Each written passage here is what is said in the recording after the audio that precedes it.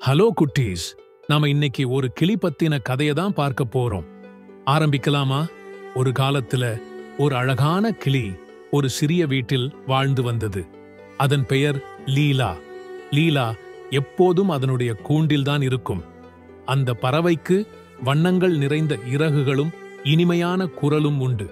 ஆனால் அதனுடைய உரிமையாளரிடம் இருந்து அதிக அன்பு கிடைத்தாலும் லீலா சந்தோஷமாக வாழவில்லை. அவள் எல்லா நாளும் சோகமாக கீச்சிடுவாள். அவளுக்கு அந்த கூண்டை விட்டு வானத்தில் சுதந்திரமாக பறந்து செல்ல ஆசை. ஒரு நாள் அன்பான முதியவர் ஒருவர் லீலாவின் உரிமையாளரை சந்திக்க அந்த வீட்டிற்கு வந்திருந்தார். அவர் கூண்டில் இருக்கும் கிளியை பார்த்துவிட்டு கூறினார், எதுக்கு இந்த கிளியை கூண்டில் அடைத்து வைத்திருக்கிறீர்கள்? இந்த கிளிக்கு இது மிகவும் கஷ்டமான விஷயம். இந்த கிளி கண்டிப்பாக வானத்தில் சுதந்திரமாக பறக்க வேண்டும். இந்த உலகத்தை முழுவதும் சுற்றி பார்க்க வேண்டும் என்று கூறினார். அந்த கிளியின் உரிமையாளர் கூறினார், லீலா இங்கு மிகவும் சந்தோஷமாக இருக்கிறாள். நான் அவளுக்கு தினமும் சாப்பாடு கொடுக்கிறேன். அவளுக்கு ஆபத்து ஏற்படாமல் பத்திரமாக பார்த்துக் கொள்கிறேன். அவளுக்கு தேவையான எல்லாவற்றையும் செய்து கொடுக்கிறேன்.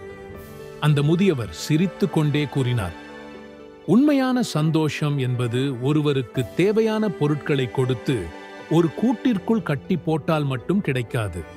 அவரை சுதந்திரமாக இருக்க விடுவதனால் மட்டுமே கிடைக்கும். ஒரு பறவை வானத்தின் உயரத்தில் பறக்கும் போதுதான் அதனால் இனிமையான குரலில் பாட முடியும். அந்த உரிமையாளர் சிந்திக்க ஆரம்பித்தார். அவர் அந்த முதியவர் கூறியது சரிதான் என்று சீக்கிரம் புரிந்து கொண்டார். அடுத்த நாள் காலையில் அவர் லீலாவின் கூண்டின் கதவை திறந்துவிட்டார். லீலா முதலில் தயங்கினாள். இதற்கு முன் அவள் கூண்டை விட்டு வெளியில் பறந்து சென்றது கிடையாது. அவள் கடைசியாக மனதில் தைரியத்தை வரவழைத்து கூண்டிலிருந்து குதித்தாள். அவள் தன் இறக்கைகளால் காற்றின் வேகத்தை உணர்ந்தாள். அவளுக்கு மேல் பரந்த அகலமான வானம் இருந்தது. அவள் கீச்சிட்டு சந்தோஷமாகவும் சுதந்திரமாகவும் உயரத்தில் பறந்து சென்றாள்.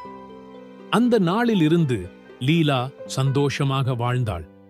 அவளுக்கு தேவைப்படும் போது வானத்தில் உயர பறந்து சென்று பின் ஓய்வு தேவைப்படும் போது மட்டும் கூண்டிற்கு திரும்பி வந்தாள். கதையின் நீதி என்னவென்றால், உண்மையான சந்தோஷம் என்பது சுதந்திரத்திலிருந்துதான் கிடைக்கும்.